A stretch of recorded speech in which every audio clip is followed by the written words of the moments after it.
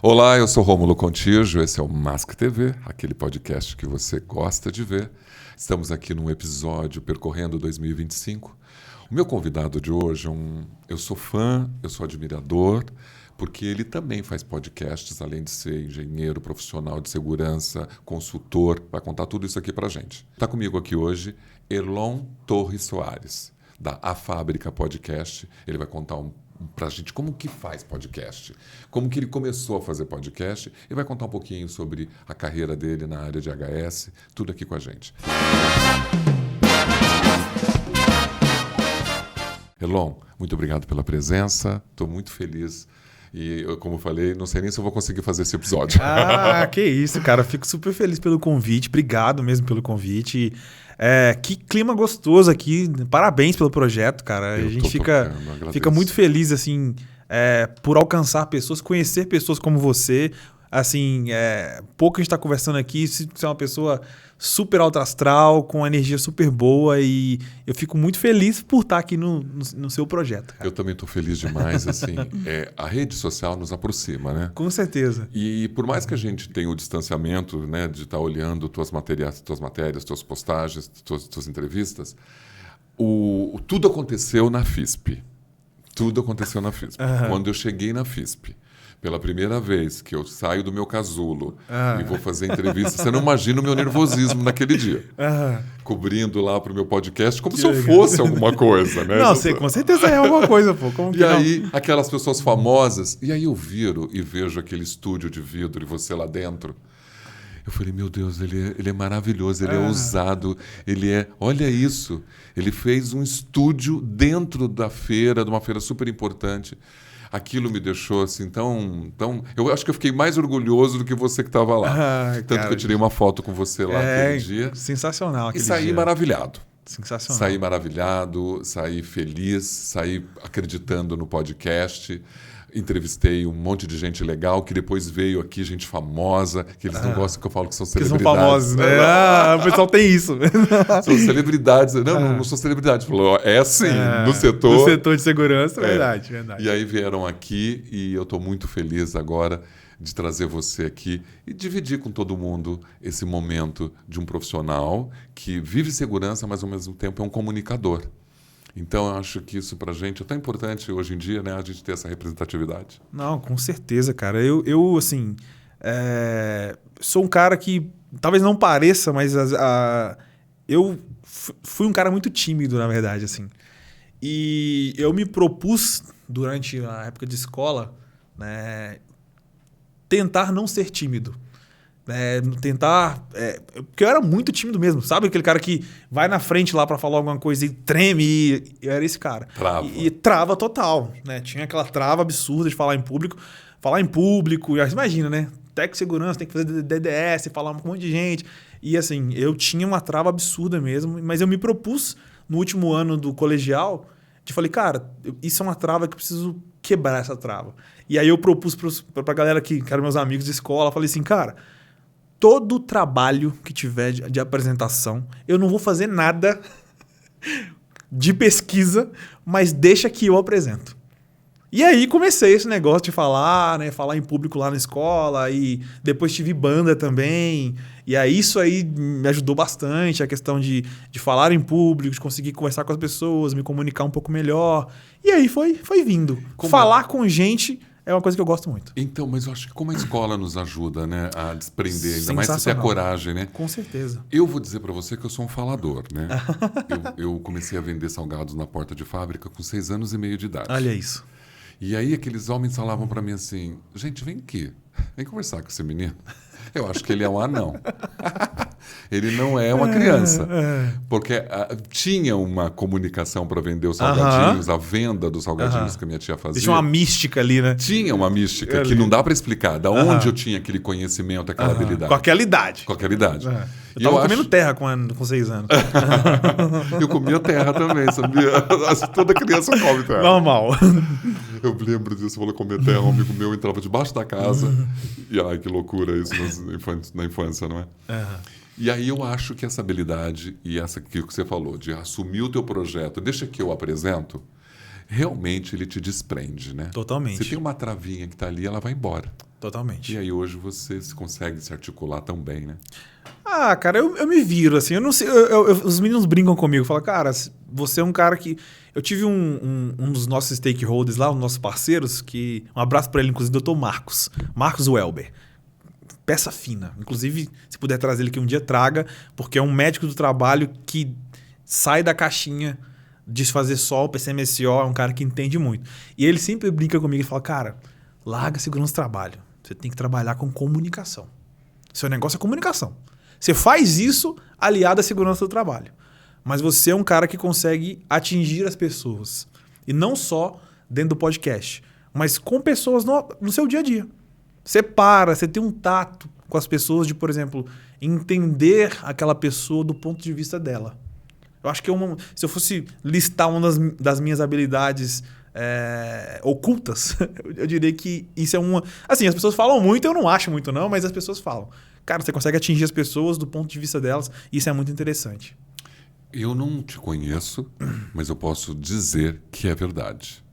O dia que você me chamou para tirar uma foto, você nem sabia quem eu era, né? Tipo, e ali você tinha uma empatia, não só comigo, porque tinham outras fotos que você ia fazer na hora, e que eram coisas suas, que era uma qualidade sua. E isso é maravilhoso, né? A forma como você sorri, né? Tipo, no sorriso você já leva todo mundo para você, né? Você quer persuadir, convencer, é só você sorrir que todo mundo vai atrás de você. Ah, que legal. E essa habilidade, sim, eu acho que você é super empático. Talvez a segurança é um caminho que, claro, você trabalha com isso, mas a comunicação é algo bem prazeroso, né, de fazer. Ah, com certeza, eu gosto. Eu brinco muito com o pessoal, falo, cara, eu gosto de gente. Se tem gente envolvida, pode me envolver que eu vou gostar do rolê. Pode me chamar. Pode me chamar. A soma de pequenos esforços, repetidos dias após dia, né, é o que dá o resultado. Isso é uma fala sua. Então, hoje você é CEO da Fábrica, né, podcast. Isso aí. Você é um EHS sênior, foi técnico de segurança do trabalho, tem mais de 15 anos de experiência, é auditor. Todas essas suas habilidades e competências construíram você no que é hoje. Mas eu sempre faço uma pergunta para todo mundo. Boa. Quando que você chegou nessa terra e por que você veio? Você sabe? Eu acho que o meu propósito aqui na Terra é... Eu falo isso muito na fábrica, né? É levar conhecimento para as pessoas, assim. Acho que... E também entender aquilo que eu falei, entender as pessoas do ponto de vista delas. Acho que isso é muito legal, assim, e eu sou um cara que eu sempre me coloco muito no lugar das pessoas também, sabe? Tipo, não só de colocar, mas tentar enxergar o mundo ou tentar enxergar a dificuldade das pessoas pela ótica dela. Porque é muito fácil a gente julgar, né? A gente falar assim, mas não sei o quê, tal. Mas a gente não tá. O meu irmão tem uma fala que é muito legal, que é meu irmão mais novo, ele fala... cara, é muito bom, é muito fácil resolver os problemas dos outros. E isso é real. A gente às vezes se coloca ali e começa a confabular várias coisas, mas as pessoas não têm noção de que... A gente estava falando isso agora, né? Um pouquinho antes. Pô, eu vim aqui apresentar o programa, mas ninguém sabe como é que tá a sua vida pessoal. Se você brigou, se tem um familiar seu passando mal, se alguma coisa assim. Então isso eu acho que é uma das coisas que eu tenho por... O Erlon pelo Erlon mesmo, sabe? De tentar ali enxergar e tratar todas as pessoas da mesma forma. Quando você era menino, você tinha essa capacidade de empática? Você já era assim? Na verdade, eu acho que não tanto pela timidez. Sabe? Mas assim, não, mas na verdade, assim, teve um episódio, também eu gosto de brincar, uma vez um amigo meu lá, não era um amigo, um conhecido, né? Caiu na escola lá, se machucou e assim... As pessoas não tinham muito a empatia de ir lá, às vezes... E assim, eu sempre fui esse cara que me preocupei um pouco com as outras pessoas, porque eu também me colocava no lugar dela, sabe? E eu, talvez não tão de criança ali, criancinha, mas quando eu comecei a tomar um pouco mais de consciência das coisas, adolescência ali, eu sempre fui um pouco assim. E a Terra te recebeu em que dia? Como é que é? Que dia que a Terra te recebeu? 5 de julho de 86. 5 de julho de 86. Um domingão. Meio-dia, 11h56. Seus pais, pai, mãe, te inspiraram a você trabalhar na área da segurança de alguma forma ou você tinha um sonho? Não, na verdade, vou te contar. O meu pai, ele é motorista, né? Trabalhou na prefeitura a vida inteira, funcionário público. E minha mãe dona de casa, mas aquela dona de casa meio empreendedora. Sempre vendeu uma joinha, sempre vendeu ali um pano, vendeu uma roupinha, Avon. Natura. Nossa, Avon, Natura, Jequiti, Renaudet, tudo que você pensar. Alexandre. Tudo que você pensar, ela já vendeu. É bom. Então, essa veia um pouco empreendedora veio do lado deles. Né? O meu pai também sempre gostou dessas coisas, por mais que ele trabalhava. Trabalhadora, né? Isso, trabalhar por si, mas assim, sempre tá fazendo uma rendinha por fora, de alguma coisinha ou outra. Então a gente herdou um pouco dessa veia empreendedora. A parte de segurança me surgiu do nada. Sabe o que é do nada? Eu tava no churrasco um dia, né, e com alguns amigos, e um ex-cunhado meu comentou assim: cara, ele já era técnico de segurança. E falou, cara, você tem um perfil para ser técnico de segurança do trabalho. Aí eu falei, não imaginava, isso em 2008. Não imaginava ali, nem o que sabia o que era. E aí ele falou, depois dá uma pesquisada, pô, é um negócio legal agora e tal. Já trabalho na área tem um tempo. E aí, bem na época que ele me falou isso, assim, meses depois, saiu um programa do governo na época que chamava Pronatec. Que era, você fazia uma prova, se você passasse, você fazia o curso técnico, você ia pagar. E aí, acho que foi minha irmã, falou, faz o curso lá de Pronatec, tal, alguma coisa assim. Ou não lembro exatamente quem me falou. Eu me inscrevi. Acho que na época foram para o curso de segurança do trabalho, tinham 60 vagas para 11 mil pessoas. E, assim, milagrosamente, eu passei em primeiro do curso. E eu nem sabia. Pra você ter ideia, eu fiz a prova. E um amigo me ligou. Eu fiz a prova, ia sair o resultado, mas eu fiz meio pra lá.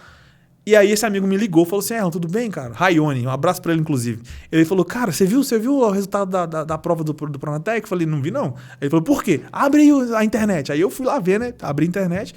Primeiro lugar. Eu falei, meu Deus do céu.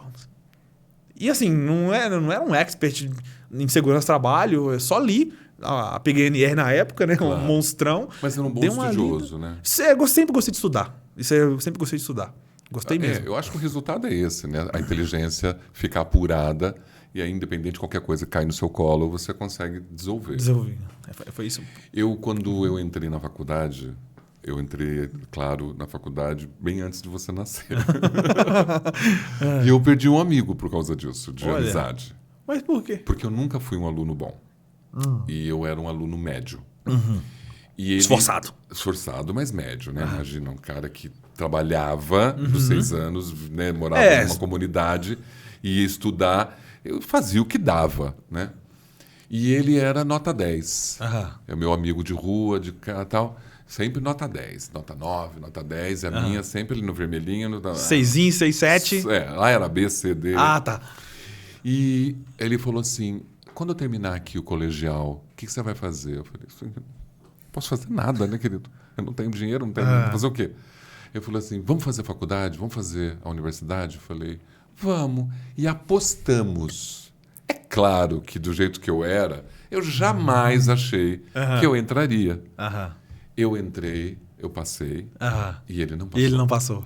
Ele ficou com raiva ainda? Ficou com raiva e brigou comigo, não conversou mais. Que isso, Ficamos não era 7 amigo, anos não era brigado. amigo. Mas eu era amigo de infância, mas assim, tinha uma namoradinha no meio também, com certeza. E aí, o que acontece? Eu não acreditei, na verdade. Não acreditei que aquilo estava acontecendo comigo. Só que eu aproveitei. Com certeza. Aproveitei a oportunidade, né? E me formei em 87, um ano depois que você nasceu. Eu já era formado.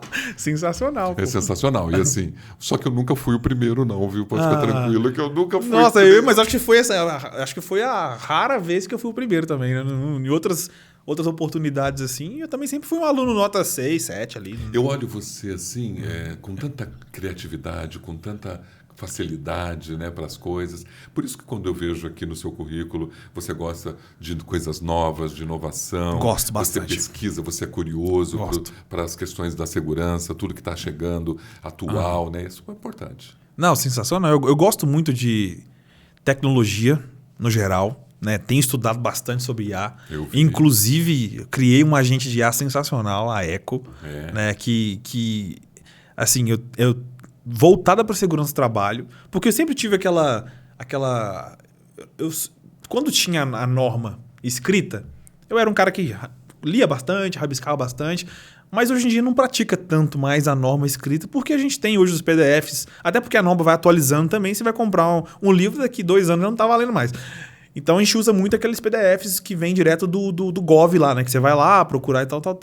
E aí, às vezes, tinha muita dificuldade de ficar procurando as coisas ali. Hoje você dá um Ctrl F, hoje você pesquisa ali o que você quer mais ou menos, você acha. Mas eu falei, cara, e se existisse um agente de IA que pudesse te dar respostas baseadas na norma, né? E ajudar as pessoas, o setor de segurança do trabalho para isso. Então, trabalhei o ano passado inteiro, alimentando ela, porque hoje, o que acontece muito com a inteligência artificial... o GPT, por exemplo, né, que todo mundo usa aí. Essa semana teve o DeepSeek, aí a loucura do DeepSeek. Todo mundo testando, bombando.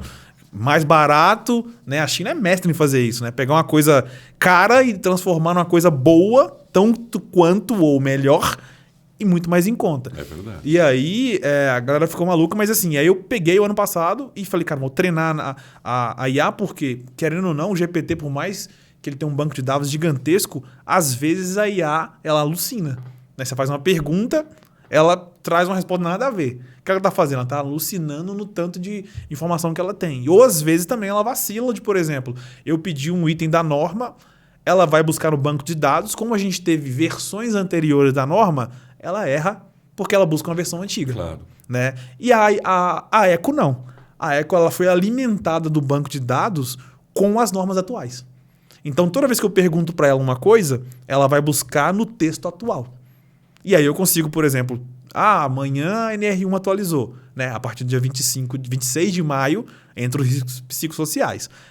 Eu posso baixar o PDF que está lá dentro dela com a norma atual e atualizo com a norma nova. Ela vai buscar no banco de dados dela.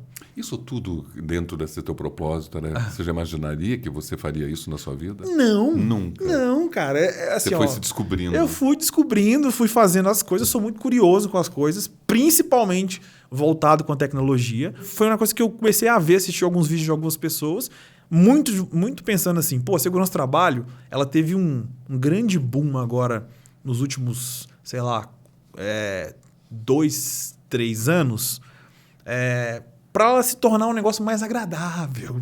Porque a segurança não era tão agradável, né? Há 5, 6... né? Estamos tentando, né? Eu acho que Estamos tentando, verdade. Você, como todos esses profissionais da nova visão, do HOPE, do Design for Safety, Safety Tool, tudo isso está trazendo está forçando uma mudança. Isso. Eu também estou querendo entrar nessa, sabe? De ajudar a forçar essa mudança necessária. Com certeza. E a gente trazer para a segurança para que ela seja mais atrativa, cara. Falar, pô, segurança do trabalho. Pô, segurança do trabalho é gostoso. Não é aquele negócio chato, não. Cara, vem cá, vamos entender. Vamos conversar com a inteligência artificial aqui, ó.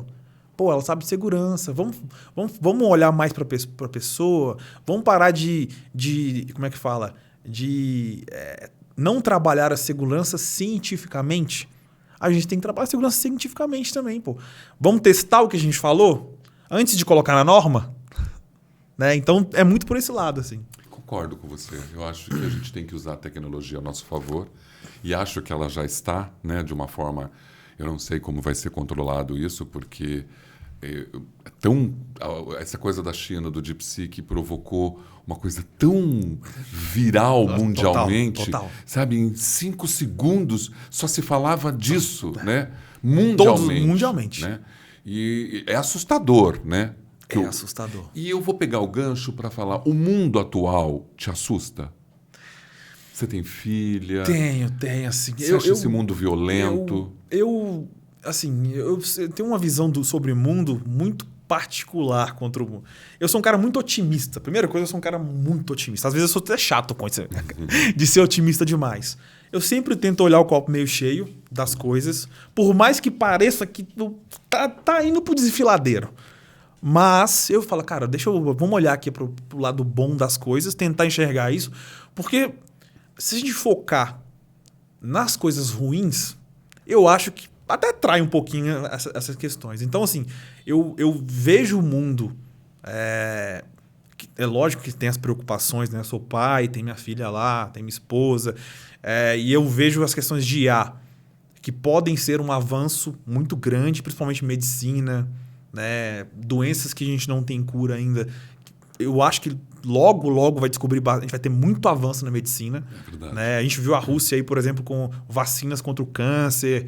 Eu acho que essa possibilidade da IA conseguir pegar banco de dados gigantesco e masterizar isso em coisas simples, vai nos jogar, vai ter um salto assim absurdo para que a gente consiga melhorar o mundo. Mas entretanto, todavia, a gente sabe também que com isso a gente tem tudo tem uma balança, né? Sim. Eu olho essa balança. Então tudo é bom, tudo é mal. Exatamente. Então, por exemplo, e o emprego, como é que fica?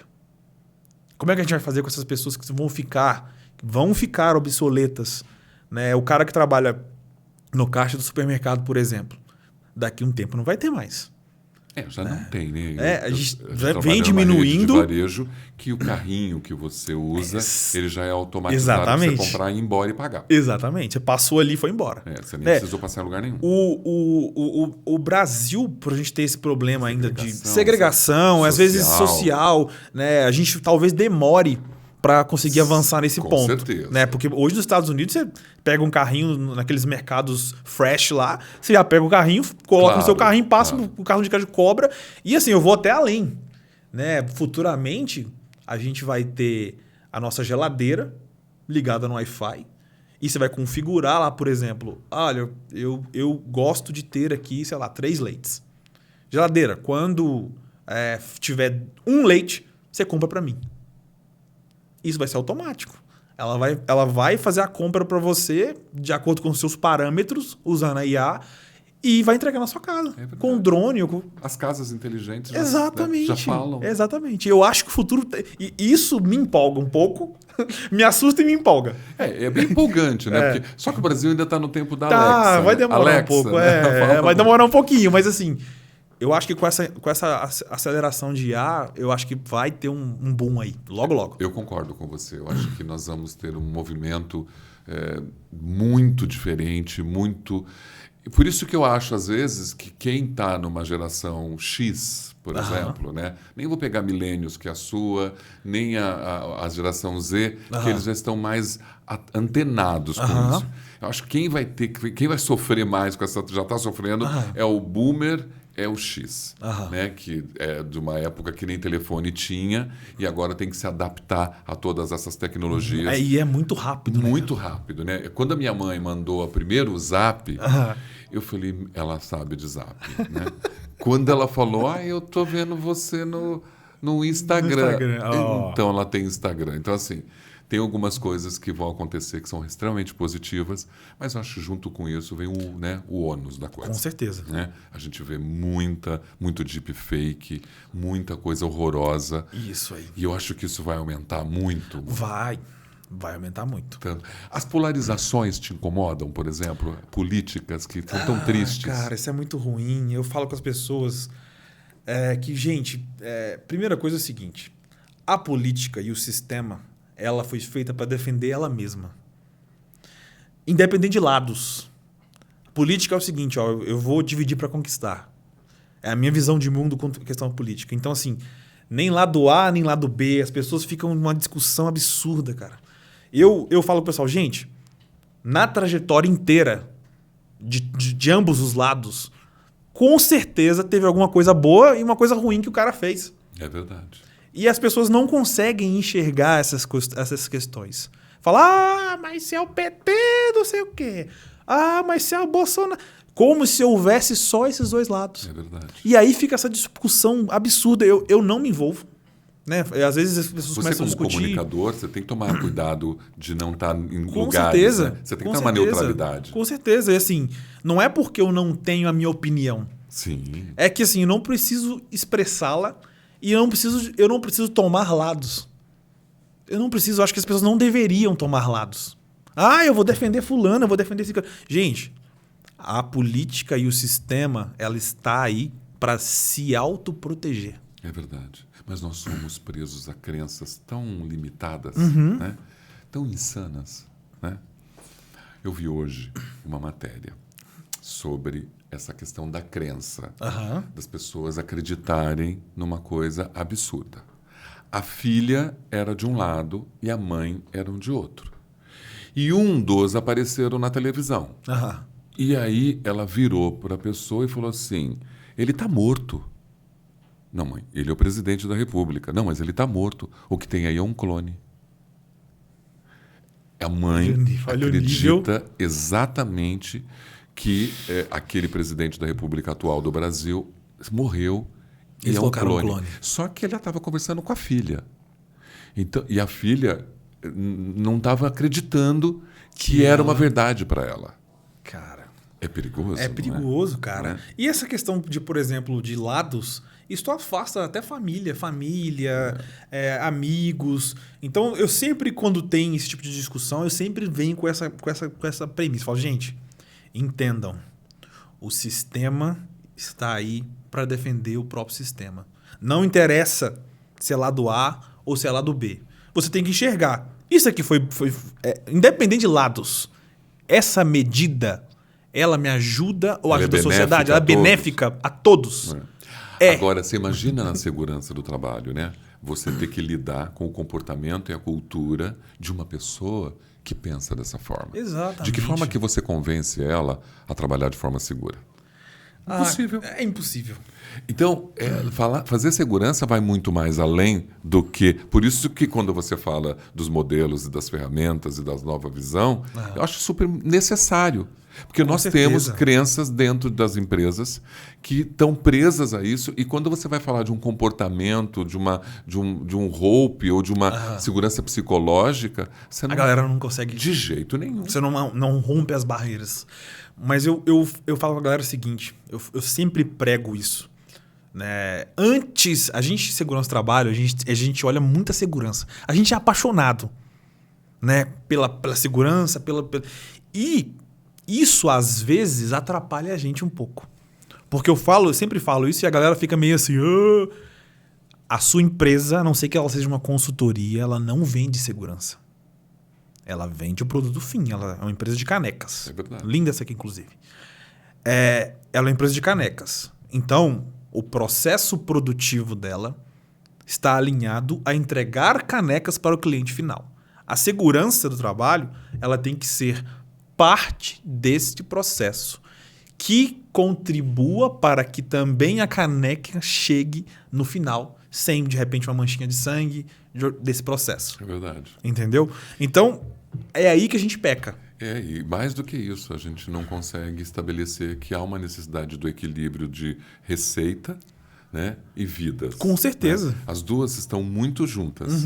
Então não adianta nada você chegar numa empresa e lutar só pelas vidas e esquecer a receita. Porque senão a empresa fecha. E isso que as empresas se assustam.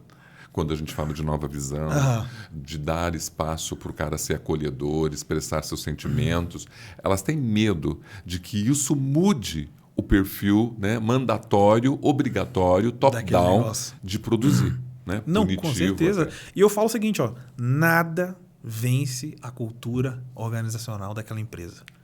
Nada vence. E a gente faz muito cultura de segurança sem olhar a cultura organizacional, não é? E aí o cara fica patinando. Fala, por que eu não consigo implementar o negócio que eu gostaria de implementar aqui? Você está olhando tudo, meu amigo? Você chegar numa empresa nova, eu sempre falo isso com o pessoal. De segurança também. Falei, gente, chegou nessa empresa nova, fui contratado uma empresa nova. Esquece a segurança quando você chegar. Esquece o processo e vai aprender sobre o processo produtivo daquela empresa. Primeiramente de tudo, assim. Esquece o processo de segurança, inicialmente, e vai conhecer.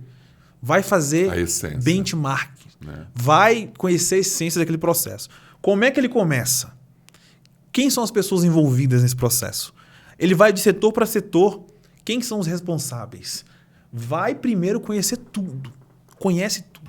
Se envolva com o CEO, se envolva com os outros gerentes. Vai conhecer o processo produtivo da ponta. É uma empresa que vende online, é o Mercado Livre. Cara, como é que funciona? Como é que vocês fazem essas fotos desses produtos aqui? Como é que funciona? Passa por onde? Onde é que é o pessoal que tira foto? Deixa eu ver esse cara. Como é que vocês sobem isso na internet? Quem que é o responsável por isso? Quem que faz o marketing da empresa? Quem que é o comercial? Quem que é o cara, por exemplo, da logística que está entregando lá na ponta? Deixa eu conhecer o C-Level. Quem que é esse cara? Esse cara que é diretor de quê?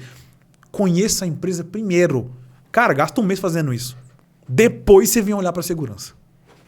Porque aí você vai ter clarificado a sua visão para você conseguir enxergar principalmente os gaps que você consegue mexer e que a cultura organizacional não vai te morder. Não vai impedir você de realizar Exato. aquilo que você adoraria fazer. Exato. Né? Porque se você não comungar com ela, adeus o seu trabalho. E até para você conseguir inserir nesse DNA um pouco do seu DNA de segurança. É verdade. Porque esse é o grande prazer, que o seu DNA esteja inserido naquele. Exatamente. Porque senão você só vai ser mais um. Exatamente. Agora, isso que você disse é super importante para todo mundo que está ali. Mas a realidade não é assim. Não é. Né? Não é. Quantas pessoas vão chegar, né, e conseguir desbravar aquele terreno dessa forma? Porque às vezes você entra naquele cotidiano e você é mergulhado naquilo e Os acabou. problemas. Né? Quando você chega para fazer um evento como a Cipate, você ouve... Pode ser um evento na hora do restaurante, sem parar a fábrica? Como assim sem parar a fábrica? Não dá para a gente parar a fábrica mais. Mas deixa eu te fazer uma pergunta. De quem é a responsabilidade por a gente não ter espaço nesses momentos de Cipate, por exemplo? É da estrutura da empresa ou é da segurança que não conseguiu atingir seus objetivos para ser relevante o suficiente para poder parar um processo? Eu acho que faltou para essa pessoa perseverança, Totalmente. resiliência, porque todas as vezes que ela tentou, ela recebeu um não. E ela desistiu no meio do caminho. Desistiu. E isso acontece muito. Muito. Porque, assim, o cara fala assim, como é que é? Acontece com a gente. Acontece. Até, né? Você é obrigado a voltar atrás. Há pouco tempo atrás, eu tinha processos em empresas que eu passei, por exemplo, que eu via que, por exemplo, não vai avançar. E aí o problema da segurança é que a gente não consegue, a gente é tão sonhador que a gente não consegue, por exemplo, eu no meu caso, falo assim, cara, eu não me dou por vencido, né? Ou tem dois vieses. Eu tenho o viés do eu não me dou por vencido, e aí eu vou criar... Eu vou continuar cavando o buraco até achar o petróleo. Sim. Né? Ou aquele cara que fala assim, já que ninguém quer resolver, eu vou fazer o que a empresa quer, eu vou entregar o básico, eu vou entregar aqui o morno e ficar aqui recebendo. É verdade. A gente tem esses vieses. Tem. E isso é ruim para a segurança, pô. É muito ruim, mas o que acontece, eu percebo que é muito difícil. Não é difícil. 25 anos, quando eu entro numa empresa que eu queria que ela tivesse mudado... Você vê que não mudou. Que não, e que aqueles profissionais são pessoas queridas, inclusive, mas que tentaram, mas que no meio do caminho desistiram. Então está na hora de ter alguém que forme pessoas mais resilientes. Com certeza. Porque senão não vai ter uma segurança diferente. Não vai. E esse é o ponto. Toda essa movimentação do mercado, que você falou muito bem, né? Essa movimentação de ter um podcast que fala de segurança, que vai na FISP, que tem um podcast lá na FISP. Esses consultores famosos falando, movimentando suas práticas. Trazendo essas coisas pro LinkedIn, cara. O LinkedIn é uma vitrine absurda, cara. E esse movimento da segurança do trabalho, a gente ficou muito tempo escondidinho na salinha do fundo lá. É verdade. E o que eu falo, pessoal, a gente precisa sair da salinha do fundo e ir lá apertar a mão do CEO. E assim, eu também não posso ser pessimista, porque existe uma mudança, né? Existe, cara. Em relação, a gente vê muito, é lenta, mas existe. Existe. Né? Quando E assim, eu vejo vocês falando e vejo entrando numa empresa, ela aceitando, né? É um prazer. Eu sei que existem empresas muito mais difíceis, assim, sabe? Mas eu vejo também que essas empresas mais difíceis estão perdendo, às vezes, espaço no mercado. Quantas empresas gigantescas aí, ó, Americanas, vamos dar um exemplo. Americanas, ela ainda é gigantesca. Mas ela sofreu sofreu um baque gigantesco. Você pega, por exemplo, o Grupo Pão de Açúcar. Cara, o Grupo Pão de Açúcar era uma das maiores empresas do Brasil. E depois que o Abílio saiu, eu estou falando com propriedade de causa de ter trabalhado lá.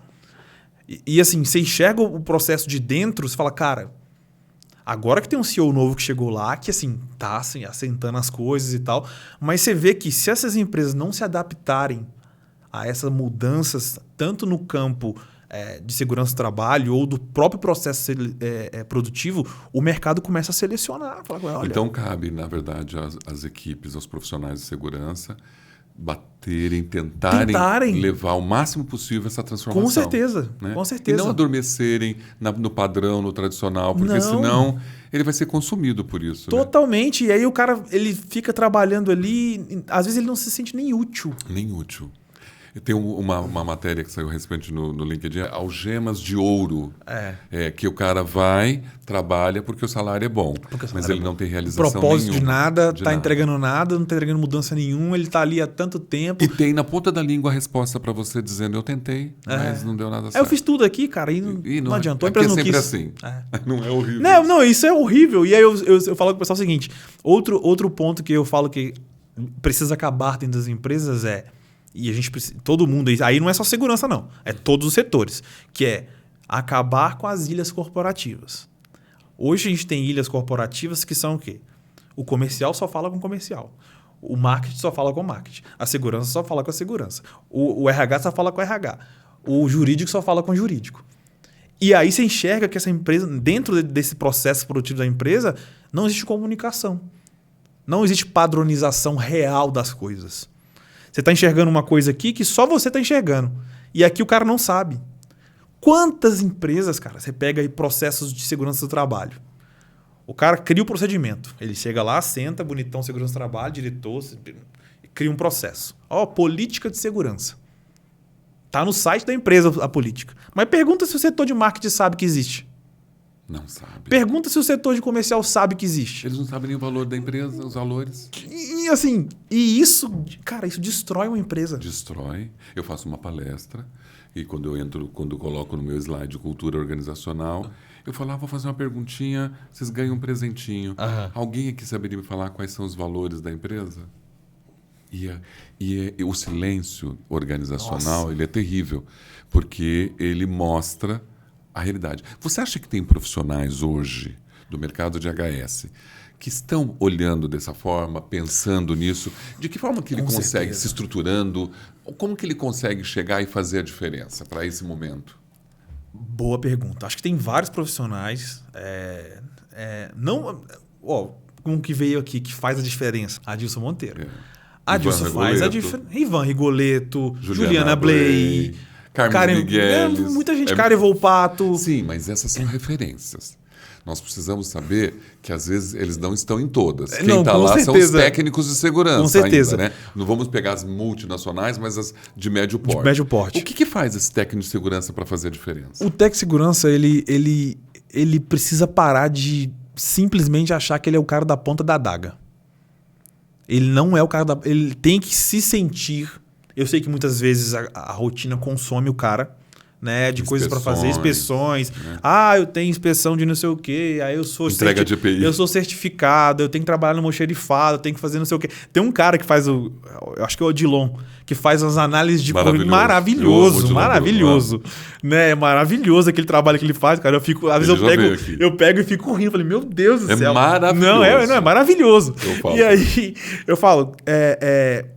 O técnico, ele precisa deixar de ser só técnico. Hoje o cara no texto dele queria que o técnico de segurança entendesse de cibersegurança. Aí, cara, se você parar, as empresas às vezes não sabem o que ela quer. Se ela não tiver, e aí você consegue filtrar, eu falo muito sobre isso, pela a vaga, você consegue já começar a enxergar o que você vai enfrentar ali naquela empresa. Então o cara tá falando, eu vi esse dia ele colocando que o técnico de segurança ele tinha que fazer a gestão da portaria. Eu falei, meu amigo, olha o nível que a gente chegou, cara. E aí eu entendo perfeitamente, cara, que as pessoas... às vezes elas aceitam as coisas porque precisa de grana, a gente tem que viver, necessidade, tal. Mas você tem que ter aquela vontade de transformar alguma coisa. De fazer a diferença. Mesmo que você tenha assumido lá o almoxerifado, a portaria, a cozinha. Não importa. Mas tem que ser diferente, cara. Eu também concordo com você. Porque senão a gente fica perdido. E eu acho que o nosso objetivo hoje é exatamente esse. Porque os caras que estão ouvindo, os técnicos, tal, porque a gente fala para eles, faça a diferença mesmo com toda a diversidade que vai ter. Toda a diversidade. Né? Porque vai ser tão prazeroso, né? Só que eu acho que o número de pessoas, de profissionais da área que estão imbuídas de querer fazer isso é tão pequeno o número. A gente se depara com tantos profissionais engessados, conservadores, que não dão um passo fora da norma e que realmente, para mim, está ótimo isso. É muito sério quebrar essa barreira. Totalmente. Você que roda aí fazendo o seu trabalho há 25 anos, você deve ter encontrado muito mais dessas pessoas do que eu. Né? E isso realmente atrapalha o nosso setor para ser um setor, como eu falei, muito mais bem visto, muito mais com inovações, né? Trazendo coisas novas. A gente tem empresas excelentes no mercado fazendo grandes trabalhos. E nem precisa ser algo do mundo. Né? Pode ser uma coisa simples, mas que eu acho que ele consiga introduzir mecanismos, conceitos que vão mudar a visão de um diretor operacional, de um CEO, que vai mudando e ele vai, não, acho que isso aqui que ele trouxe é legal. Não, hoje eu não quero. Quando eu chego, às vezes, numa empresa e vou dar uma sugestão e vejo, às vezes, um gerente virar para mim e falar, não, aqui não. Não vai rolar. Não vai rolar. Então, assim, eu já percebi que aquele ali está estacionado. Mas aí, quando eu olho o time também está. Né? Porque se você erra na admissão, você também erra na demissão. Totalmente. E eu vou falar com você, fazer a mesma coisa é cômodo. É fácil, né? É fácil. O sistema já está rodando. Mesmo que ele esteja rodando ruim, se está aceitável para a empresa, às vezes, se o gestor falar assim, cara, tá aceitável para a empresa, eu não estou tendo muito trabalho, no final do mês está pingando do mesmo jeito. Mas aqueles 2 perderam o dedo. Não tem problema não, porque tá tudo bem. Foi só 2, nós temos 3 mil... Olha, é nessa avaliação. Olha o nível de pensamento da pessoa. É 2, só tem 3 mil. E lembra que nós batemos todos os recordes de produtividade no ano passado, né? Foi maravilhoso, então segue. É isso aí. É difícil porque você desconstrói totalmente a vontade, totalmente. A cultura. E eu acho que isso é o grande problema. A desconstrução de pessoas que querem fazer as coisas. Com certeza, você tem toda a razão. É triste, né? É triste, cara. Porque você luta muito. Claro que tem o profissional ruim. Todo lugar tem o bom e o ruim. Tem esse ponto também, Tem o profissional que é ruim, mas eu acho que a gente tem que lutar.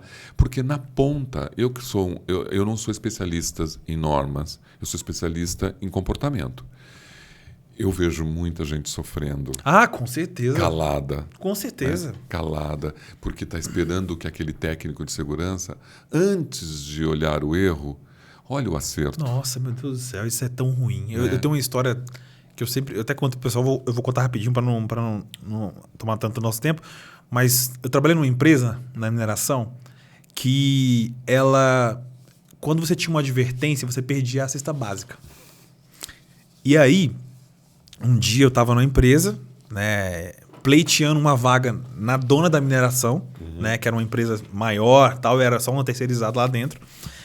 E uma pessoa dessa empresa passou na área e chegou lá embaixo, fez um comentário assim, até um pouco maldoso, na frente de todos, falando que toda a minha equipe de segurança, a minha equipe de operacional, estava sem óculos. Né? E aquilo me atingiu, assim, já tem bastante tempo isso, na verdade foi em 2014, 2013. E aquilo me atingiu de uma forma que eu fiquei com raiva, né? Falei, poxa, cara, tô trabalhando aqui e tal. E aí o que eu fiz? Eu subi, né? Peguei o carro, subi lá na mineração, na mina, e desci. Todas as pessoas que estavam sem óculos, eu adverti. Todas, umas 25, vamos colocar aí. Sem pensar nas consequências. Simplesmente por causa do comentário. Né, Comprou uma briga. Comprei uma briga. Adverti todo mundo. Todo mundo. Só que aí tinha um senhorzinho, chamava-se Vitorino. Senhor Vitorino. Esse cara, ele era um senhorzinho assim, super humilde e tal. E eu lembro que no dia seguinte, eu tava lá no refeitório. Ele chegou, né,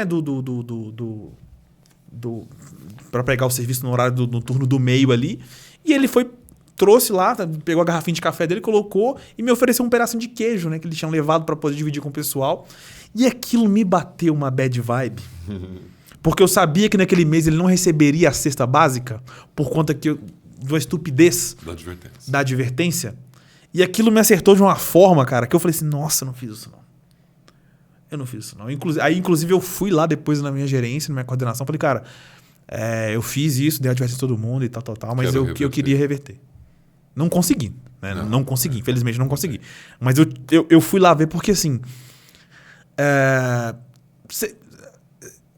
Você já ficou de óculos com o sol numa mineração a céu aberto, com uma poeira que o mundo acaba ali de poeira a 38 graus, lá no alto, com aquele chapéuzinho que tampa para te proteger do sol?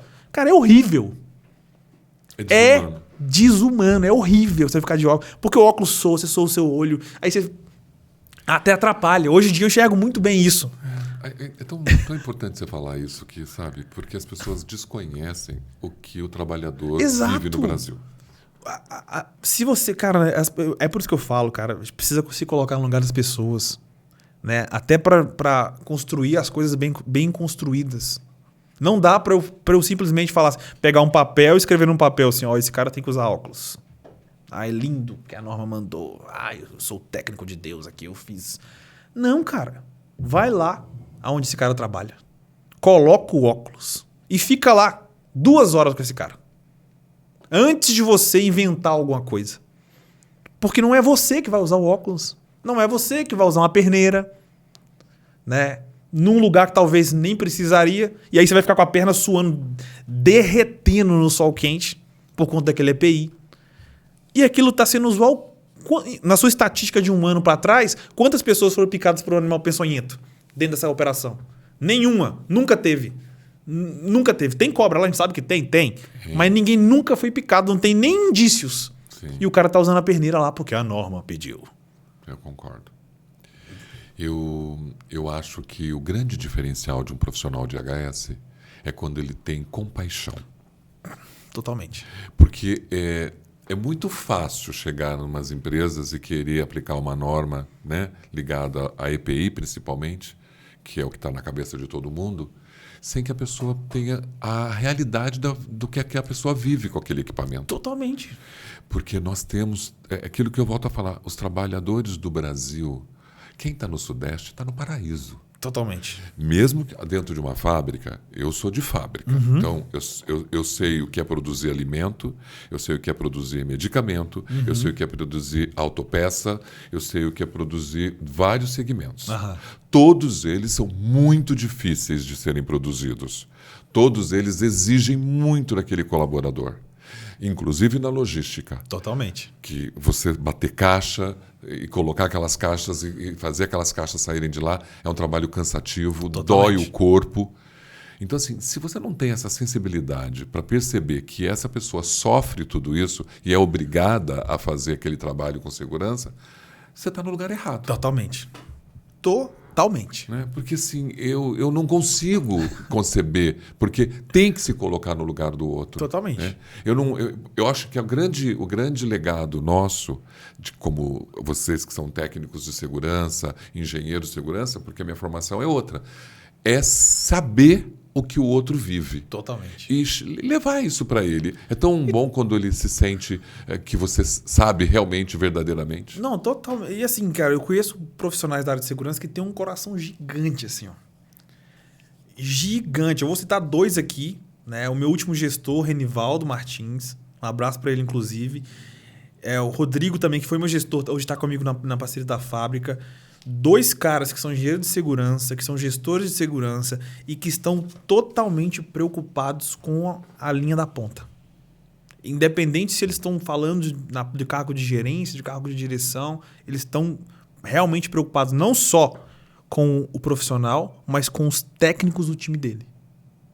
E aí faz uma diferença absurda. Assim. É o tipo de pessoa, o tipo de gestor que você quer ser o camisa 10 do time dele. Porque ele te incentiva dessa forma, entendeu? Tomara que a gente encontre mais profissionais assim, né? Amém. Porque daí a nova visão e tudo mais que está chegando vai ser mais fácil de ser Com implementada. certeza. Porque essa sensibilidade, esse olhar, né, empático pelo outro, Aham. facilita que outros métodos, outras ferramentas sejam inseridas. Com certeza. Não é? Com certeza. Você, em 2010, era estagiário, né? Se passaram 14 anos agora e você se tornou um profissional reconhecido, não só em comunicação, mas em segurança. Aham. A empresa que você trabalha hoje faz o quê? Nós fazemos gestão de terceiros real. Por que eu falo real? Porque hoje a Benhoff ela é uma empresa que faz um trabalho, cara, excepcional. Não é porque eu tô lá, não. Eu não cara, Mas você está descobrindo, né? porque é o seguinte, ó. Eu tinha uma dor, sempre tive uma dor. Cara, que dor é essa?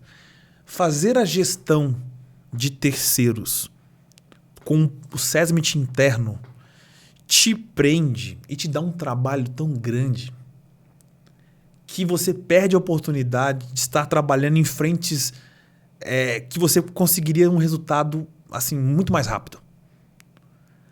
Porque a parte burocrática da segurança ela é muito complexa, né? Ela é muito complexa, né? cansativa. Ela exige um nível técnico absurdo, porque você tem tem que olhar na norma. Claro. E eu tive, cara, vou dar exemplo dessa da mineração mesmo. Eu era de uma terceirizada, mas que gerenciava outras terceirizadas. Então eu tinha 300 terceirizadas dentro daquele processo e eu tinha que receber documentação, olhar a documentação, validar se estava certo, ver se não tinha falsificação, ver se realmente as pessoas foram treinadas, se o certificado de cada um que eu recebi estava ok, se o ASO estava em dia, se aquela RT do engenheiro realmente era o engenheiro que tinha feito. Era um mundo de coisas burocráticas Que toma bastante tempo. que tomam muito tempo.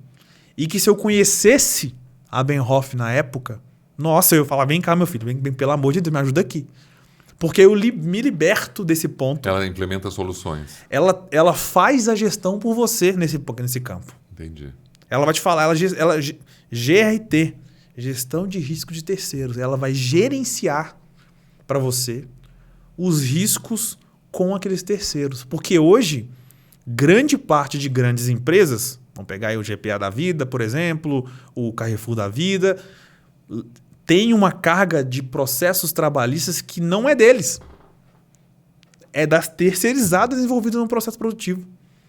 E aí, como a norma muito bem diz, jurídica, aí, você é corresponsável por todos aqueles leques de pessoas ali do seu guarda-chuva de empresas. E se você não tem um gerenciamento ok, vai esbarrar lá na sua ponta do seu negócio. Você está ganhando dinheiro, mas tem uma torneira vazando aqui. Ó. Como é bom você falar do terceiro, né? Eu fui terceiro a minha vida toda. E, às vezes, o terceiro é um invisível.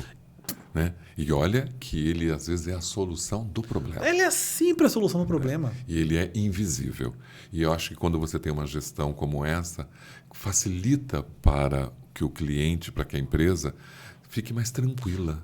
Né? Totalmente, cara. Porque a gente vê cada erro gravíssimo, Nossa, cada erro colocando gravíssimo. a vida das pessoas. Né? Totalmente. E assim, às vezes a demanda de documentos de terceiro para você gerenciar isso internamente, como você tem que se desdobrar em várias coisas, várias camadas ali, às vezes você deixa passar uma coisinha ou outra.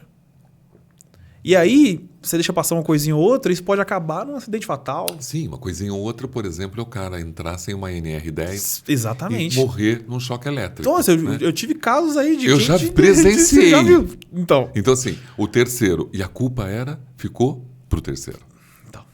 Então, assim, eu acho que isso... Então, é isso que você está fazendo hoje. Isso. Hoje eu estou no time, né, de mobilização, né, com a nossa queridíssima Ellie Gleice, que é a minha gerente.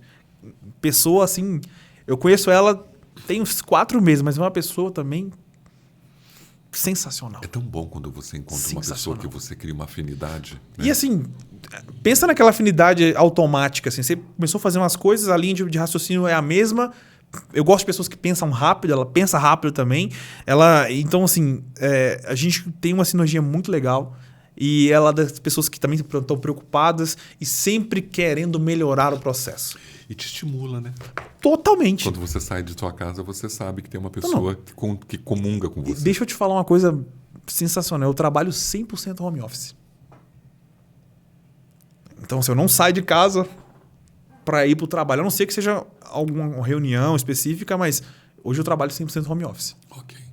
Então, esse é um mundo ideal. Assim. Erlon foi uma surpresa boa desde o primeiro contato. Eu fui o RH que selecionou ele. E ele se destacou dos demais candidatos logo na primeira rodada de entrevistas. Aline. Isso se estendeu quando decidimos contratá-lo. Ele revolucionou a forma de segurança do trabalho. Ele é um excelente influenciador de boas práticas de segurança. Tem uma energia que envolve a todos com suas demandas. Também tive a oportunidade de ver o desenvolvimento dele como host do podcast A Fábrica. O que posso dizer é que qualquer empresa que tenha o Erlon como colaborador ganhará muito em performance e resultados. Ele é muito bom no que faz. Que maravilhoso, né? Maravilhoso, maravilhosa Aline, cara. Aline Santos, Aline né? Santos. Que maravilhoso você ouvir isso de alguém. Nossa. Que todas as pessoas que estão aqui assistindo lutem e trabalhem para ter esses feedbacks. Porque é isso que a gente precisa. Totalmente. Saber que a nossa entrega é uma entrega que ajuda, que contribui com a empresa, mas com as pessoas. Não, isso é extremamente gratificante. Assim, um abraço para a Aline. A Aline é a maior RH do Instagram. A Aline hoje é o maior canal de RH do Instagram. Eu acho que, se não me engano, é o maior do TikTok também. E a Aline foi uma pessoa que eu tive a grata, como é que eu vou dizer? Por conhecê-la. Né? Eu tive porque quando eu estive na Dafit, Você torna um presente, né? Torna um presente. Desde o primeiro momento, né, eu participei de um processo seletivo com ela. E exatamente como a gente está conversando aqui, ela conduziu o processo magistralmente. No primeiro contato, assim, a gente foi conversando e assim, foi uma conversa. Ela simplesmente foi trazendo as coisas, a gente foi conversando, né? Eu fui trazendo experiências anteriores e a gente entrou numa sinergia tão boa assim. Ela falou, cara, gostei de você e tal. E aí, depois que eu lembro de um feedback, né? Depois que eu entrei na empresa, eu lembro de um feedback que ela me deu, né? Depois de pouco tempo, né? Eu estava trabalhando lá, sei lá, uns 6, 7 meses na empresa. Ela me encontrou no corredor um dia, a gente estava passando assim, ela falou, peraí. Aí ela chegou perto de mim e falou, ela me mostrou uma mensagem de uma das diretoras lá, falando com ela assim, a mensagem era assim, cara, acertou em cheio. E aí ela estava feliz, né, pelo feedback da diretora. E aí eu falei, mas como assim acertou em cheio? Ela falou... E aí foi muito legal assim, esse dia. Assim, uma coisa simples. Ela pegou no celular, me mostrou, falou, sensacional, segue aí que tá indo... É muito bom isso, né? Nossa, é muito bom. Eu acho que o reconhecimento é uma coisa necessária que falta muito dentro das empresas. Eu também pergunto nas minhas palestras. Quem foi elogiado hoje? Levanta a mão 1, 2. Então a gente peca muito Totalmente. ainda, né? Por não reconhecer. Você sabe, Erlon, eu queria muito falar com você por 5 horas. Por 10. Por 20. Porque tem tanta coisa que eu gostaria de saber, né? Olha, se você olhar, nós falamos por 1 hora. Não parece nada, né? Não, porque só passou... É impossível, não parece. Eu fico me controlando. Eu falo, meu Deus, e agora? Por onde que eu caminho? Você está tão bom, tudo que você está falando. Que legal. Acho que a gente conheceu um pouco você. Você tem irmãos? Tenho 4 irmãos. 4 irmãos. 4 irmãos. Sou da família de 5 irmãos. Eu tenho 2 irmãs mais velhas, Lilian e Liliane. Aí eu sou do meio. Depois eu tenho 2 irmãos mais novos, Marlon e Edmundo. Olha lá. Eu tenho Lilian e Eliane. Olha, que legal, cara. Eu acho assim, a gente queria saber um pouco hoje aqui sobre você, o Erlon, né? Diferente do que se vê todos os dias. E eu acho que você estava tão transparente, tão gostoso, que foi maravilhoso esse momento. Que legal, cara. E aí eu quero saber o seguinte, já sabemos que você tem uma carreira maravilhosa, já sabemos que você é uma pessoa muito bem articulada, conhecedor, né? Tem ali o seu envolvimento com a tecnologia e que você está trazendo. Mas aí a fábrica está na tua vida. Poxa. A Fábrica Podcast. E fazer podcast, né, estamos fazendo um aqui agora, não é fácil. Não é fácil. Não é fácil, tem custo, tem o preparo. Como que é a fábrica? Você é o CEO dessa empresa, junto com seus amigos. Você criou ela por quê? Por uma necessidade? Na verdade, a fábrica ela veio na minha cabeça, não com o nome de fábrica nem nada, né? Mas ela veio na minha cabeça logo quando eu assisti o Flow lá em 2018, 2019. Quando eu assisti o Flow, assisti aquele negócio ali acontecendo, eu falei, olha esse negócio aqui. O que é isso aqui? Olha que maneiro a forma de ter um programa dentro do YouTube, né? Porque antigamente você tinha esse formato de programa, por exemplo, Sim. a gente só via em TV. É verdade. Né? E o Flow meio que inventou, não inventou, ele pegou lá o que o Joe Rogan fazia nos Estados Unidos, né? Tava um negócio legal, trouxe pro Brasil, implementou de uma forma super legal. E eu assisti aquele negócio e falei, meu Deus, como é que eu faço um negócio desse aqui? E aí eu fiquei pensando, em 2019, falei, cara, e se a gente tivesse um podcast do mundo corporativo do trabalho? Não só de segurança, porque eu sempre brinco, né? A fábrica, ela não é... A gente fala muito de segurança, porque a gente adora segurança. A gente muda, com certeza. A gente adora segurança, mas o mundo corporativo do trabalho que a gente está inserido ali, que às vezes a pessoa não tem essa dimensão, seria muito legal ter um podcast assim. E aí, na verdade, vou dar um furo aqui. Ó. A fábrica inicialmente chamaria Anônimos Notáveis, que seriam pessoas anônimas do mundo corporativo que fizeram coisas notáveis pelo mundo corporativo e que às vezes ela continuaria, mesmo ela fazendo um trabalho tão excelente, ela continuava anônima. E a fábrica queria trazer essas pessoas, os anônimos notáveis, para trazer suas visões. Né? Então, inicialmente, a fábrica chamaria Anônimos Notáveis. Inclusive, tem um grupo de WhatsApp que eu até printo e mando pra galera. Desse grupo foi formado em 2019. Né? Com esse nome e tal, esse projeto lá atrás. E aí, eu fui pensando no como se desenharia esse projeto. Comecei a pensar, investigar como é que funcionava o podcast e tal. E aí chamei alguns amigos que estavam no grupo lá na época, né? Trocou várias pessoas, o grupo foi entrando, gente saindo, gente. E até a gente chegar na formação atual da fábrica, que conta com o meu irmão Edmundo, né? Que é um dos hosts também lá, que é o nosso head de como é que a gente fala? A gente briga com ele? É o nosso head de expansão, né? A fábrica está expandindo para outros pontos e tal. Eu tenho meu menino da tecnologia, que é o Armando, né, que é formado em ciências de tecnologia, mexe muito com TI, conhece de equipamento, então esse cara ele tá voltado para isso. E tem o Rodrigão, né, que é o cara do contato. É o cara que conhece muita gente, é gerente de saúde e segurança de uma grande empresa, então tem vários acessos. Convidei esses caras, falei, cara, vamos fazer um podcast sobre o mundo corporativo. Expliquei a ideia, expliquei a essência.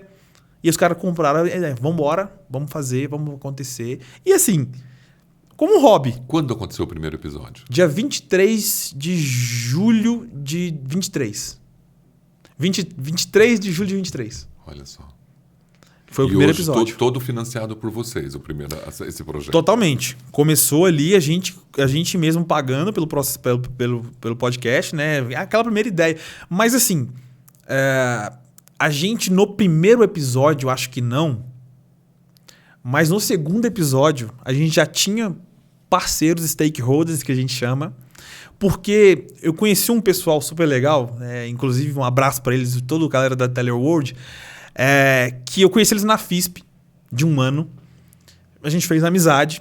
E quando eu contei desse projeto para um deles lá, ele levou isso para a diretoria deles, explicou lá o que aconteceria, aí veio o feedback deles, é o seguinte, ó. E essa frase é muito legal, porque ele fala assim, cara, o sonho de vocês é o nosso sonho, então a gente vai impulsionar vocês nesse projeto. Antes mesmo de existir. Né? Eles já falaram, quando você estiver com ele formatado, entre em contato com a gente que a gente vai apoiar. E estão com a gente desde quando começou a fábrica até hoje. E aí depois veio a Airplan do Edmar, meu Deus do céu, o Edmar é um cara... Mas já veio aqui? Não. Traga ele eu vejo, acompanho ele. Né? Edmar, sensacional. Tem uma empresa com... Assim, ele é um cara que é um coração gigante ali, a história dele é muito boa. me ligou um dia, não conhecia pessoalmente, me ligou um dia, falou, cara, tudo bem, Erlan? Eu falei, pô, tudo bem. A gente se conhecia pelo LinkedIn, né?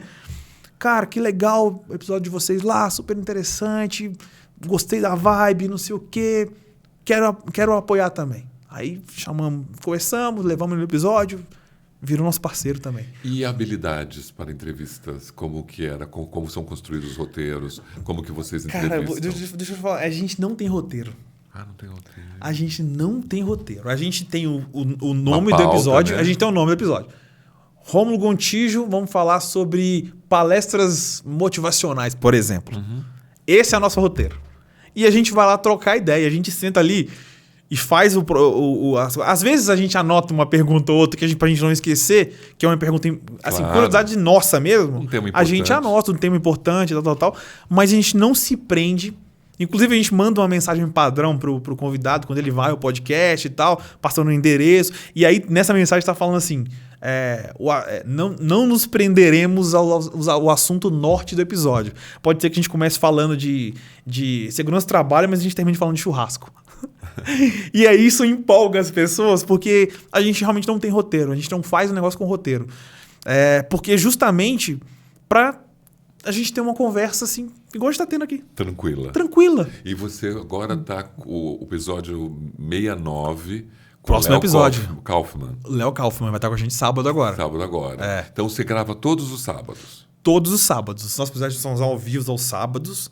Né? A gente... spoiler total aqui. A fábrica está construindo seu próprio estúdio, né, de podcast. Hoje a gente aluga. A gente tem os equipamentos, algumas coisas ali, mas a gente loca o espaço. E a produção também. Claro. Então a gente paga, a gente tem esse custo fixo e tal.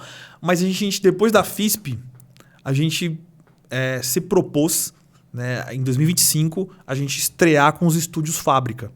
Então ele está sendo produzido, né, o espaço está sendo customizado e para aquela dor que a gente sentiu, a gente passou por estúdios, né, nesse meio tempo. E vocês estão financiando tudo?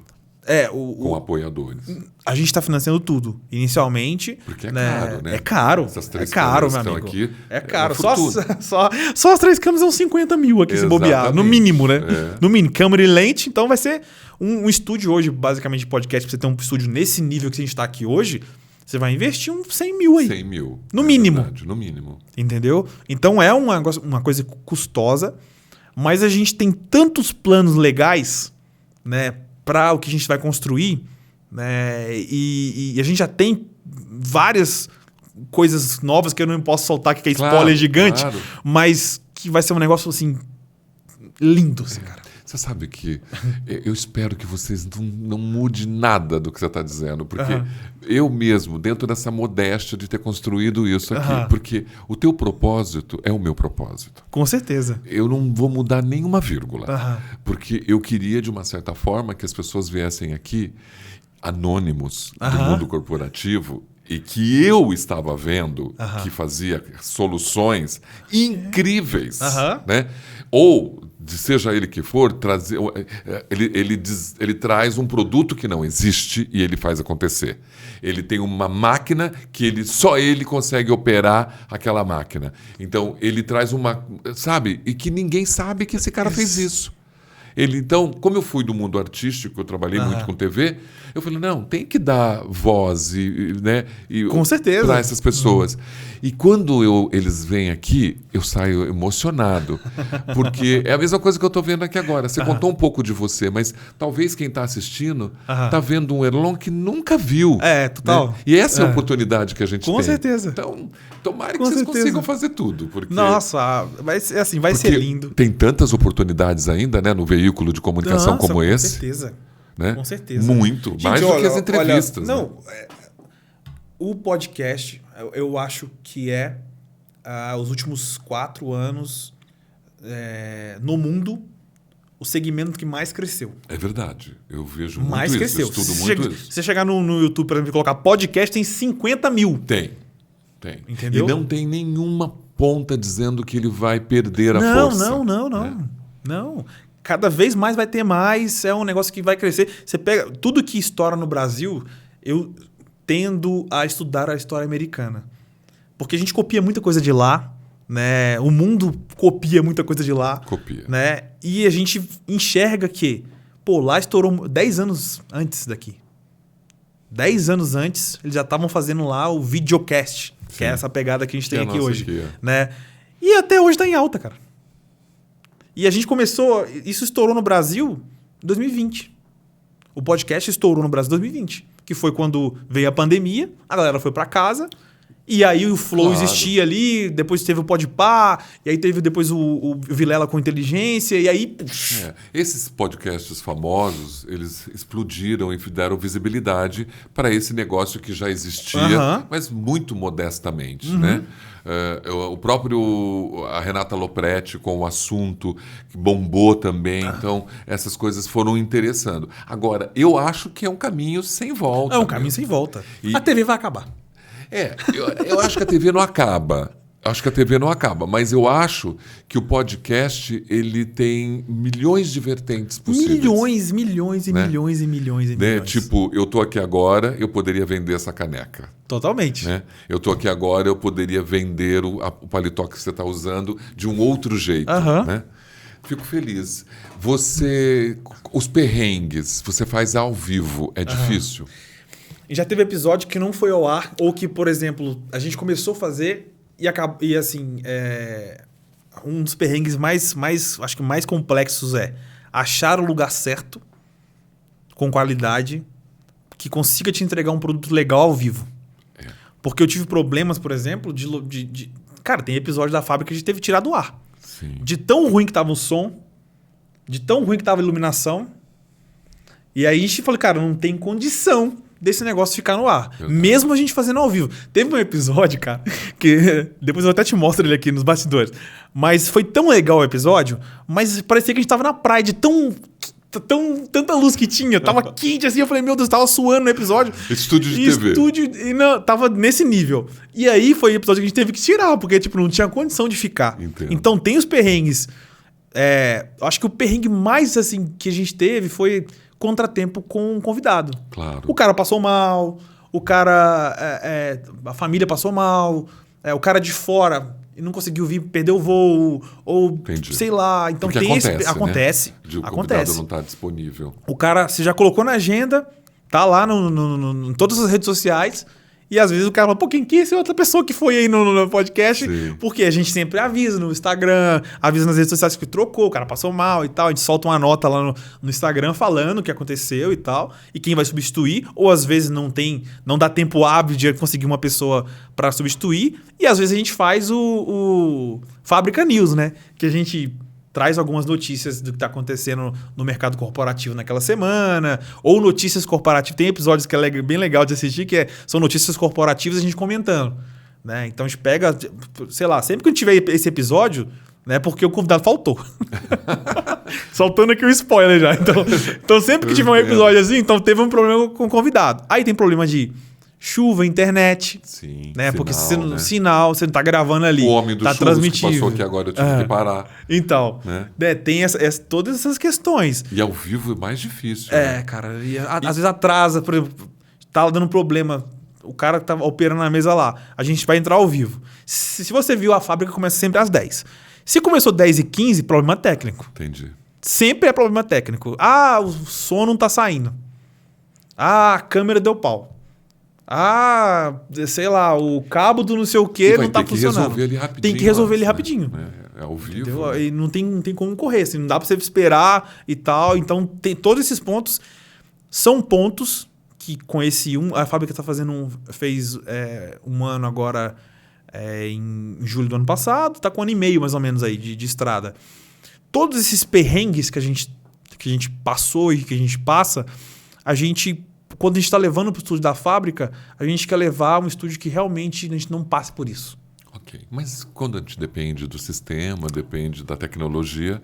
Às vezes vai... Mitigar, né, é o nosso papel, né? Não, totalmente. A gente trabalha com a segurança daquele negócio. Redundâncias.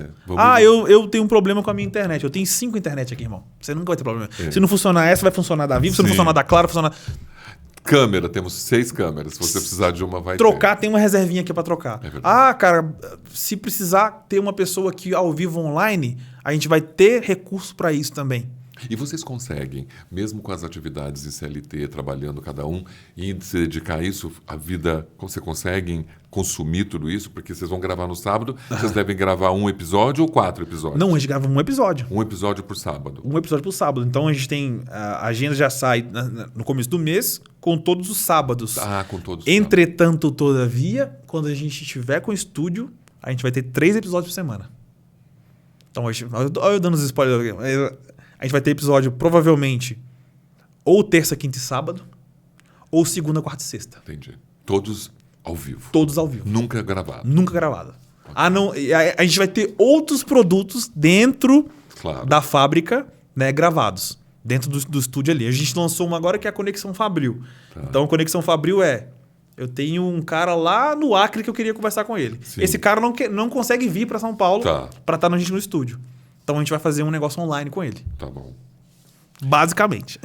Eu faço online, fiz inclusive com a Gisele Manasquim, mas eu gosto desse contato pessoal. Ah, não, pessoalmente é muito bom, cara. Eu acho que eu comecei em setembro de 2023 e baseado em vocês, né? Quando eu olhei lá e procurei pesquisar, tava lá, era o único que tinha um nicho EHS com mais força, depois foram surgindo outros até, mas que eu conhecia. E foi através disso que eu criei essa coragem. Ah, mas que legal. É difícil, viu? Que legal. É difícil. É difícil você se tornar, ter credibilidade, autoridade, para as pessoas virem aqui com segurança, né? Com certeza. Eu, por exemplo, eu tô em 82 episódios. Eu não tenho patrocínio, então eu vim todos sozinhos, bancando. E bancando, trazendo amigos que tivessem uma visibilidade. E agora eu tô chegando num estágio muito feliz, né? De que as pessoas estão gostando do que estão vendo. Sensacional. Né? E tô feliz mesmo, porque... E é isso que você disse. Eu vou na mesma vibe que você. Eu quero... Esse é um lugar que eu gosto de dar luz para uma pessoa. Eu entrevistei um rapaz, um PCD, ele é maratonista, que é o Genival Frederico. E a felicidade dele é a minha felicidade. Que legal. A sua felicidade é a minha felicidade. E quando eu vejo as pessoas, né? Eu acho que isso é o mais gostoso. Nossa. Elas brilham, né? Totalmente. Elas brilham porque elas estão realmente no holofote. Elas estão ali no palco. Não, e o tanto que a gente aprende? Muito. Não, muito. Eu sou um cara antes da fábrica, eu sou outro cara depois da fábrica. Concordo com você. A gente talvez, e talvez, não, e talvez com certeza, a gente acessa pessoas que talvez no dia a dia você não acessaria. Né? Um CEO de uma empresa, uma pessoa que é destaque no seu segmento do trabalho ali dentro do LinkedIn, dentro de outra plataforma, do Instagram, tal. E essa pessoa te traz insights. Que você fala assim, meu Deus do céu, como é que eu não sabia disso aqui? Cara? Verdade. Não. Essas pessoas mudam a tua vida. Muda totalmente. O Manuel, ele veio aqui e ele conta para mim que durante 27 anos o filho dele não saiu da cama por uma doença que não descobriram. Então, assim, eu vou me... Vai acontecendo coisas comigo. Eu falo assim... Meu Deus, né? Meu Deus, eu vou me encontrando também. Então, isso para mim está sendo um prazer. É difícil, porque eu dependo das palestras para bancar a minha vida. Se não tem palestra, fica difícil. Fica difícil, eu Mas imagino. eu estou lutando e, assim, eu não vou desistir. Não, com certeza, cara. E tem outro ponto que você falou sobre essa questão de como do processo às vezes é difícil, como a gente faz isso. Eu não poderia deixar de citar, por exemplo, que hoje eu tenho em casa uma esposa que me apoia no projeto. Né? Independente de a fábrica não dar 1 centavo, ela só faz para pagar as contas. Eu posso imaginar. A fábrica não dá R$1 de grana. De grana, ainda mais vocês são em 4. E não dá nada, ela só faz para se pagar. E já tem 1 ano e 6 meses. Mas mesmo assim, a Karen teve lá num episódio que, inclusive, eu não pude estar, que ela conta a história de um paraquedista. Que... Não sei se você assistiu esse episódio. Você assistiu, história, né? Do paraquedista. Quem dobrou o paraquedas. Hoje. Então, assim, cara, se a gente não tivesse... Eu falo por todos do podcast, né? Falando especificamente da minha esposa, Jenny e tal. Se eu não tivesse essa pessoa para dobrar meu paraquedas lá em casa, por exemplo, a fábrica não existiria. Eu imagino.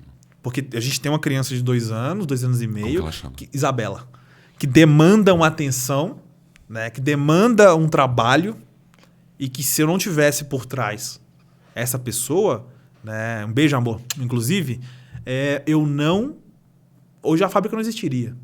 É tão importante você ter a gratidão por Nossa, isso, né? com certeza, cara. Assim, tem Ela que ter. possibilita que você faça coisas. Com certeza, para vir para cá hoje mesmo. Então eu tava em casa, ela falou: não, amor, vai. Tava lá com a criança, né? Aquela loucura em casa, brinquedo pra tudo quanto é lado.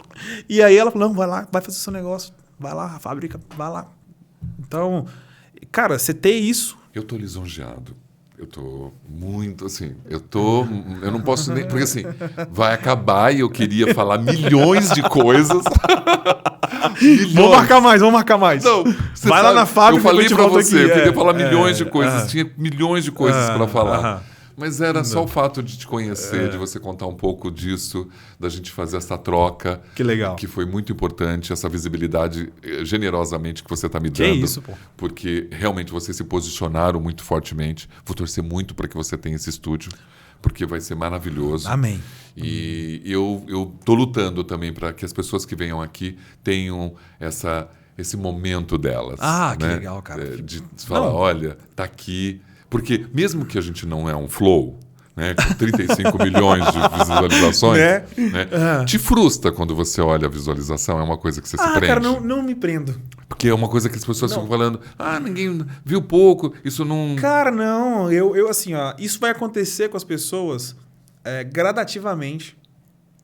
As pessoas estão tão presas a isso. Que assim, é lógico que você vai ter um parceiro, por exemplo, como é que fala? Um parceiro de negócios. De negócio, um patrocinador. Você vai ter que vender seu peixe, né? Como negócio. Como vai ser interessante para esse cara estar aqui. Me preocupa e como isso, eu entrego, por exemplo, dele olhar isso. Não, eles olham. Então. Parceiros vão olhar. Eles vão olhar. Seu engajamento, mas, né? entretanto, todavia, eu sempre falo para o pessoal o seguinte, eu falo muito que na fala do Flávio Augusto, todo mundo, como habilidade número 1 para ter um negócio, tem que saber vender. Tem que saber vender. Então, assim, e aí eu tenho essa experiência familiar também, né? A gente tem de empreendedorismo, já tive tanta coisa, cara. Tipo, banda. E aí, banda, você tem que ter patrocínio para comprar coisa. Okay. Já tive time de Counter-Strike, né? Jogos online lá atrás, que tinha que ter patrocínio. Então, você tem que correr, tratar com pessoas, entregar conteúdo para essas pessoas. Então, dentro da gama do podcast, eu falo com o pessoal o seguinte, ó. Estar aqui sentado conversando é o mais fácil. É verdade. Não é o mais fácil. É o mais fácil e o mais legal de fazer. Mas todo o resto demanda muita coisa, né? Muita coisa, né? E às vezes eu quero fui para o Rio de Janeiro agora, entrevistei 4 pessoas incríveis. E fui para o Rio, né? Mas eu banquei, né? Fui lá, mas eu fui para Salvador, então assim... Só que eu tô apaixonado, né? Eu não sei se eu tenho que tomar só controle, porque tem conta para pagar. Porque eu não posso ficar preso só nisso, né? Porque se você fica, você não trabalha. Não, totalmente. E o dinheiro vem do outro local. Né? E assim, eu falo, pessoal, todos nós da fábrica levamos muito a sério nossos projetos. Paralelos, né? Paralelos que são hoje o que a gente faz para viver. Core business, o core business. Tem o lance da fábrica, todo mundo tá ligado nisso. Mas, por exemplo... Todos nós lá, o Rodrigo trabalha numa empresa, o Armando trabalha em outra, meu irmão trabalha em outra, eu trabalho em outra. Então, assim, a gente sempre preza para que o seguinte, a fábrica não impacte também nas nossas entregas do nosso trabalho. Que geram as nossas receitas, e são o tradicional que a gente está fazendo. Eu não me permito, por exemplo, entregar menos em qualquer lugar porque eu estou fazendo a fábrica, entendeu? Nem posso. Nem posso. A minha maior dificuldade, como eu não sou CLT...